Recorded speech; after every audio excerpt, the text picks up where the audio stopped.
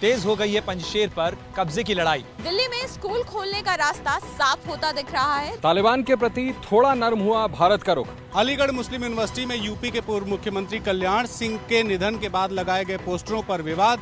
इंदौर में जिस चूड़ी वाले की पिटाई का वीडियो वायरल हुआ था उसे कल रात पुलिस ने गिरफ्तार कर लिया है। इस बुलेटिन में इनके अलावा और भी देश दुनिया की बड़ी खबरें आपको दिखाएंगे, लेकिन शुरुआत करते हैं इस वक्त की बड़ी खबर से, वो भी सीधे फील्ड से। तेज हो गई है पंजशेर पर कब्जे की लड़ाई। तालिबान ने हमले के लिए तैनात की तोपें, तो रेजिस्टेंस फोर्स भी मुकाबले और आर पार के लिए है तैयार।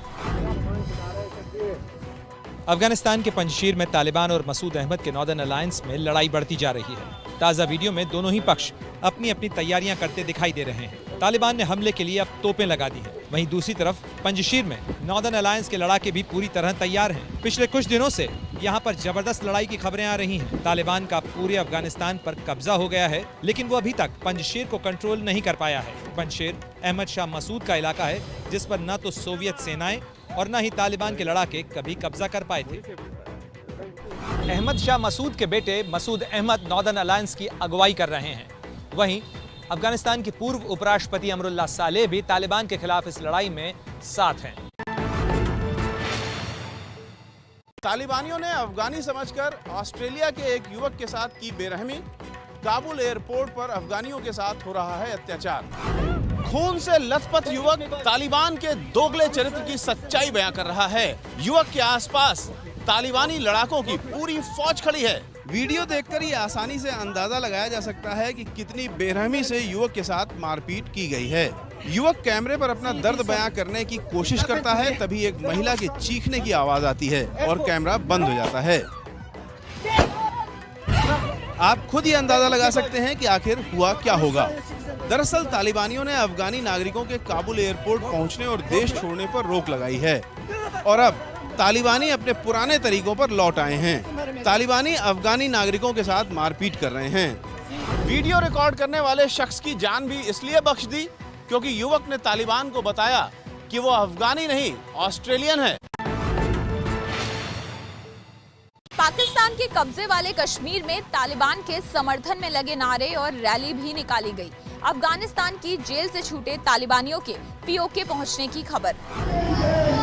ये वीडियो पाकिस्तान अधिकृत कश्मीर के हैदरा, अब्बासपुर और गुलपुर कोटली के हैं। सूत्रों की माने तो ये वीडियो हाल ही में इन इलाकों में तालिबान के समर्थन में निकाली गई रैलियों के हैं। पीओके के कई हिस्सों में ये रैलियां न केवल तालिबानियों के समर्थकों ने निकाली, बल्कि इन रैलियों में वो लोग भी शामिल थे जो पिछले काफी समय से अफगानिस्तान की जेलों में बंद थे। तालिबान ने जेलों से जिन कैदियों को छोड़ा, उनमें कुछ कैदी पीओके के भी थे जो वहां से छूटने के बाद वापस अपने घर आए। सूत्रों के मुताबिक पीओके में ये रैली आतंकी संगठन जैश-ए-मोहम्मद और लश्कर के आतंकियों ने आयोजित की थी। दुनिया की सबसे बदनाम जेल ग्वांतानामो का कैदी होगा अफगानिस्तान में तालिबान सरकार का रक्षा मंत्री। 5 साल जेल में रहे अब्दुल कयूम जाकिर को तालिबान ने ये जिम्मेदारी दी। मुल्ला अब्दुल कयूम तालिबान का वही आतंकी है जो कि अशरफ गनी के फरार होने के बाद राष्ट्रपति भवन में सबसे पहले घुसा था। अब्दुल कयूम जाकिर 48 साल का है। जाकिर का जन्म अफगानिस्तान के हेलमंड में हुआ। अब्दुल कयूम जाकिर की गिनती खूंखार तालिबानी के रूप में होती है। इसी वजह से न्यूयॉर्क के वर्ल्ड ट्रेड टावर पर हमले के बाद अमेरिका ने गिरफ्तार करके जाकिर को क्यूबा में अपनी बनाई सबसे खतरनाक जेल ग्वांतानामो बे में भेज दिया था। जाकिर ग्वांतानामो जेल में 2002 से 2007 तक कैद रहा। अब्दुल कयूम तालिबान के संस्थापक रहे मुल्ला उमर का करीबी रहा है। चुनाव के दौरान अफगानिस्तान में हिंसा की जिम्मेदारी भी उसे ही सौंपी गई थी। तालिबान के प्रति थोड़ा नर्म हुआ भारत का रुख। भारत सरकार के सूत्रों ने तालिबान से बातचीत के संकेत दिए। अफगानिस्तान पर कब्जा करने वाले तालिबान को लेकर दुनिया के देशों का नजरिया बदल रहा है। बड़ी खबर यह है कि भारत सरकार के रुख में भी नरमी दिख रही है।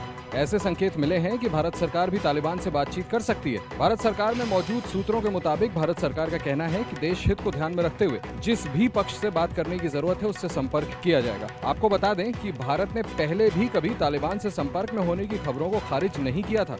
अफगानिस्तान पर कब्जा करने के बाद तालिबान ने भी अपना रुख साफ कर दिया था। तालिबान ने कहा था कि भारत अफगानिस्तान में अपने प्रोजेक्ट जारी रख सकता है। अफगानिस्तान के मौजूदा हालात के बीच भारत सरकार का बड़ा फैसला। अफगानिस्तान के सभी नागरिकों को अब केवल ई वीजा पर ही भारत आने की मिलेगी इजाजत। अफगानिस्तान से भारतीय नागरिकों को निकालने के दौरान कई अफगानी भी भारत में शरण ले रहे हैं। भारत सरकार को ये रिपोर्ट मिली है कि कुछ अफगान नागरिकों के पासपोर्ट खो गए हैं। इन सभी अफगानी नागरिकों को पहले वीजा जारी किए गए थे। भारत सरकार ने वो सभी वीजा तत्काल प्रभाव से अमान्य कर दिए हैं, यानी रद्द कर दिए हैं। भारत सरकार ने साफ किया है कि भारत की यात्रा करने के इच्छुक अफगानी नागरिक भारतीय वेबसाइट पर ई वीजा के लिए आवेदन कर सकते हैं। केवल ई वीजा वाले अफगानी नागरिकों को ही भारत में प्रवेश करने दिया जाएगा। देश की खुफिया एजेंसियों को शक है कि अफगानियों के पासपोर्ट और पहले से जारी किए गए वीजा का इस्तेमाल आतंकवादियों द्वारा किया जा सकता है, लिहाजा इस बात पर रोक लगा दी गई है। जैसे जैसे 31 अगस्त की तारीख नजदीक आ रही है, काबुल एयरपोर्ट के बाहर खड़े लोगों की धड़कनें भी बढ़ती जा रही हैं। काबुल एयरपोर्ट के बाहर खड़े लोग किसी भी सूरत में अफगानिस्तान छोड़ने पर आमादा हैं। काबुल एयरपोर्ट के बाहर हजारों लोग इंतजार में हैं कि कब उनका नंबर आए और वो देश छोड़कर कहीं दूर निकल जाए। ये सब अपने दस्तावेजों के साथ यहाँ कई दिन से मौजूद हैं, लेकिन अब उनकी उम्मीद धुंधलाती जा रही है, क्योंकि 31 अगस्त की डेडलाइन नजदीक आती जा रही है, जब अमेरिकी सेना अफगानिस्तान को पूरी तरह से छोड़ देगी। ज्यों-ज्यों तारीख नजदीक आती जा रही है, काबुल एयरपोर्ट के बाहर डटे हजारों लोगों में निराशा फैलती जा रही है। अपने दस्तावेजों के साथ काबुल एयरपोर्ट के बाहर खड़े लोगों को डर सता रहा है कि जैसे ही अमेरिकन फोर्सेस वापस आएंगी, तालिबानी सेना एयरपोर्ट पर अटैक कर सकती है। अफगानिस्तान से निकाले गए 10,000 लोगों को जर्मनी के एयरबेस में बने कैंपों में रखा गया है। इन कैंपों में बड़ी तादाद बच्चों की है।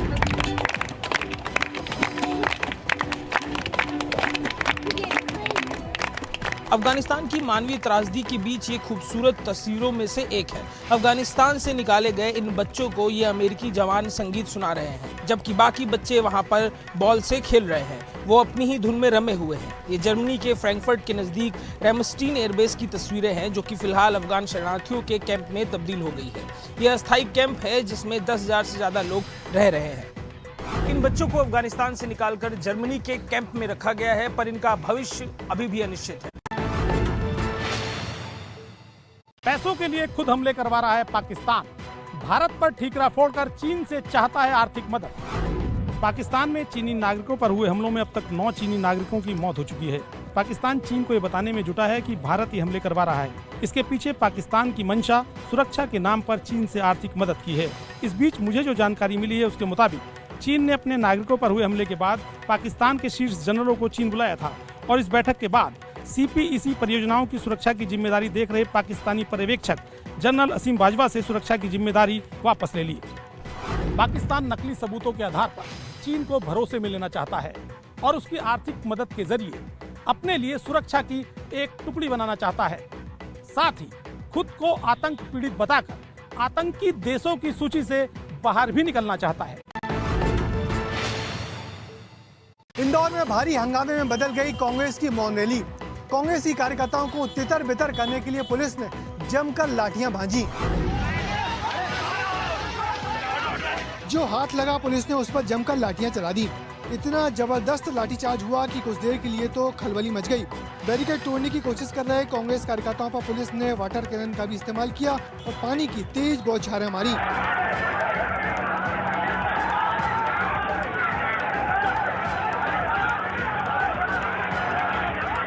इसमें विधायक संजय शुक्ला घायल हो गए।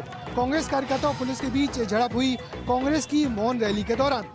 कांग्रेस धार्मिक त्योहार की इजाजत देने के लिए कलेक्ट्रेट तक मौन रैली निकाल रही थी, मगर पुलिस ने उनको बीच में ही रोक दिया।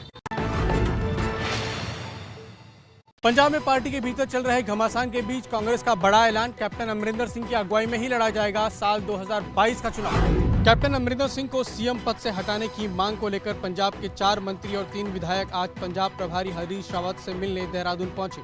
उन्होंने रावत के सामने अपनी शिकायतें रखी, लेकिन बैठक के बाद हरीश रावत ने एक बड़ा बयान दिया। सत्यता ये है, हम अमरिंदर सिंह जी के नेतृत्व में ही 2022 में चुनाव हो जाए। पंजाब प्रभारी होने के नाते हरीश रावत का यह बयान जाहिर है कांग्रेस पार्टी का बयान है। इसका मतलब ये कि कैप्टन अमरिंदर को हटाने वाले धड़े के लिए बुरी खबर है। अलीगढ़ मुस्लिम यूनिवर्सिटी में यूपी के पूर्व मुख्यमंत्री कल्याण सिंह के निधन के बाद लगाए गए पोस्टरों पर विवाद। कल्याण सिंह को श्रद्धांजलि देने पर एएमयू के वीसी की पोस्टरों के जरिए की गई निंदा। अलीगढ़ मुस्लिम विश्वविद्यालय के कुलपति तारिक मंसूर ने कल्याण सिंह के निधन के बाद जो शोक जताया वो एएमयू में कुछ छात्रों को रास नहीं आया।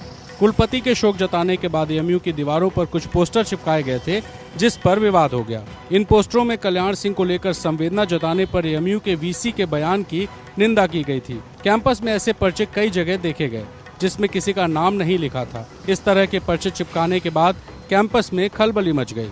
आनन फानन में पर्चे हटा दिए गए हैं। वो नोटिस एकदम ब्लैंक है, तो कोई भी लगा सकता है, बाहरी भी हो सकता है और अंदरूनी भी हो सकता है। इसका फाइंड आउट करने का जिम्मेदारी जो होती है खोजबीन करने की ये प्रॉक्टोरियल टीम की होती है। अभी इस बात की जानकारी नहीं मिल पाई है कि इन पोस्टर्स को आखिर लगाया तो लगाया किसने, लेकिन एएमयू प्रशासन ने इन पोस्टर्स को फिलहाल हटा दिया है। कल दोपहर को गिरफ्तारी और कल देर रात को जमानत। महाराष्ट्र के मुख्यमंत्री उद्धव ठाकरे पर थप्पड़ मारने वाली टिप्पणी के मामले में केंद्रीय मंत्री नारायण राणे को कल देर रात जमानत मिल गई। कल रात जमानत मिलने के बाद केंद्रीय मंत्री नारायण राणे आज सुबह करीब 5 बजे मुंबई के जुहू स्थित अपने घर पे पहुंचे। नारायण राणे को बेल मिलने के बाद बीजेपी कार्यकर्ताओं ने जश्न मनाया। नारायण राणे ने ट्विटर पर लिखा, सत्यमेव जयते। इस बीच ताजा खबर यह है कि नासिक पुलिस ने नारायण राणे को नोटिस भेजा है। नोटिस में नारायण राणे को 2 सितंबर को पुलिस के सामने पेश होने के लिए कहा गया है। उद्धव ठाकरे पर विवादित टिप्पणी मामले में ये नोटिस भेजा गया है। केंद्रीय मंत्री नारायण राणे के खिलाफ इस मामले में महाराष्ट्र के अलग अलग ठिकानों पर 4 एफआईआर दर्ज हो चुकी है। महाराष्ट्र के अलग अलग इलाकों में दर्ज हुई एफआईआर को रद्द कराने के लिए नारायण राणे बॉम्बे हाईकोर्ट पहुंचे हैं। इंदौर में जिस चूड़ी वाले की पिटाई का वीडियो वायरल हुआ था उसे कल रात पुलिस ने गिरफ्तार कर लिया है। चूड़ी वाले पर छेड़खानी का आरोप लगा है। इंदौर में कुछ लोगों के हाथों पिटने वाला चूड़ी बेचने वाला तस्लीम अब पुलिस की कस्टडी में है। उसे इंदौर पुलिस ने कल देर रात को गिरफ्तार कर लिया। तस्लीम पर पास्को एक्ट सहित 9 धाराओं में मुकदमा दर्ज किया है, जिसमें छेड़खानी की धारा भी शामिल है। इस वीडियो में तस्लीम को जो लोग पीट रहे हैं उनमें से 3 लोगों की गिरफ्तारी भी हो गई है, लेकिन पिटने वाला तस्लीम भी अब सलाखों में है। इंदौर की पुलिस ने किसी और मामले में उसे गिरफ्तार कर लिया है। चूड़ी वाले की पिटाई को हिंदू मुस्लिम का रंग दिया जा रहा था, लेकिन बाद में पुलिस ने उसे फर्जी पहचान पत्र रखने और बालिका से छेड़छाड़ करने का आरोपी बना दिया। पश्चिम बंगाल में चुनाव के बाद हुई हिंसा की जांच को लेकर सीबीआई के आला अधिकारियों ने कोलकाता में डाला डेरा। कोलकाता के ही दफ्तर में हुई हाई लेवल बैठक। सीबीआई ने आज कोलकाता में इस पर रणनीति तय की कि चुनाव के बाद हिंसा मामले की जांच को कैसे आगे बढ़ाना है। कलकत्ता हाई कोर्ट के निर्देश के बाद सीबीआई को इस मामले की जांच का जिम्मा मिला है। इसके लिए सीबीआई की जो स्पेशल टीम बनी है उसमें लखनऊ, चंडीगढ़, भोपाल और दिल्ली से एसआईटी के 4 प्रमुख भी शामिल हैं, जबकि इस एसआईटी टीम को सीबीआई में संयुक्त निदेशक स्तर के अधिकारी लीड कर रहे हैं। ये एसआईटी चुनाव बाद हुई हिंसा में बलात्कार और हत्या के मामलों की जांच करेगी। सीबीआई सूत्रों के अनुसार बेलियाघाटा में मृतक बीजेपी के परिवार वालों को बुलाया जा रहा है पूछताछ के लिए। साथ ही साथ कोलकाता पुलिस के कर्मचारियों को भी बुलाया जाएगा। दिल्ली में स्कूल खोलने का रास्ता साफ होता दिख रहा है। दिल्ली सरकार की एक्सपर्ट कमेटी ने अपनी रिपोर्ट में स्कूल खोलने की सिफारिश की है। कोरोना काल में बंद दिल्ली के स्कूलों में जल्द ही हलचल हो सकती है। सूत्रों के मुताबिक दिल्ली सरकार की एक्सपर्ट कमेटी ने सिफारिश की है कि सभी क्लास के लिए स्कूल खोले जाएं। चरणबद्ध तरीके से स्कूलों को खोला जाए। सबसे पहले बड़ी क्लास के छात्रों के लिए स्कूल खोले जाएं, उसके बाद मिडिल और आखिरी में प्राइमरी क्लासेस खोली जाएं।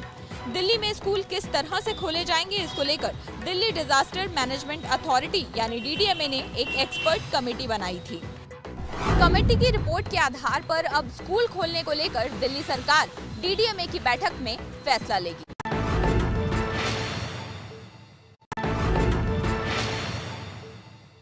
यूपी के बागपत में भारी बारिश के बाद रेल अंडरपास के नीचे भरे पानी में डूबी कार मालिक ने छत पर चढ़कर बचाई जान। अंडरपास पानी से लबालब है, उसमें फॉर्च्यूनर कार डूबी हुई है और कार मालिक कार की छत पर चढ़ा हुआ है। यह तस्वीर बागपत के रमाला थाना क्षेत्र के जिवानी रेलवे अंडरपास की है, जहां इतना पानी भरा कि कार तो फंसी ही फंसी, कार मालिक की जान भी जोखिम में पड़ गई। उसने सूझबूझ दिखाई और कार की छत पर चढ़ गया। हादसे की सूचना उन्होंने अपने परिजन और दूसरे लोगों को दी, जिसके बाद लोग ट्रैक्टर लेकर अंडरपास पर पहुंचे और कार को खींचकर बाहर निकाला। बागपत का ये रेलवे अंडरपास हर बारिश में लोगों के लिए परेशानी का सबब बन जाता है।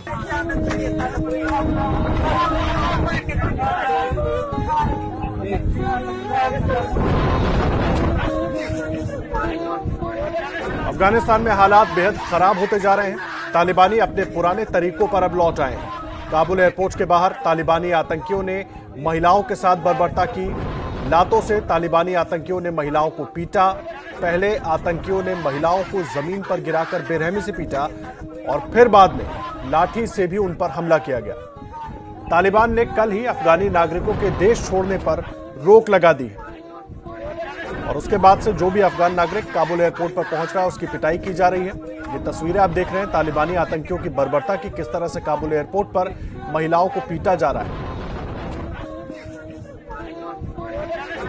लाठी डंडों से पीटा जा रहा है, लात से पीटा जा रहा है और कोशिश यही है कि लोगों में डर पैदा किया जाए ताकि लोग काबुल एयरपोर्ट तक ना पहुंचे। कल ही तालिबान ने अफगानिस्तान के लोगों के देश छोड़ने पर रोक लगा दी थी।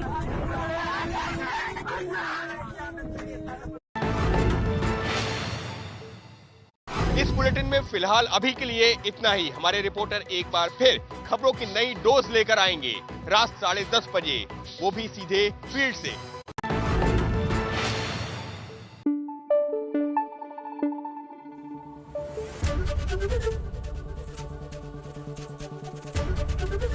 एबीपी न्यूज आपको रखे आगे।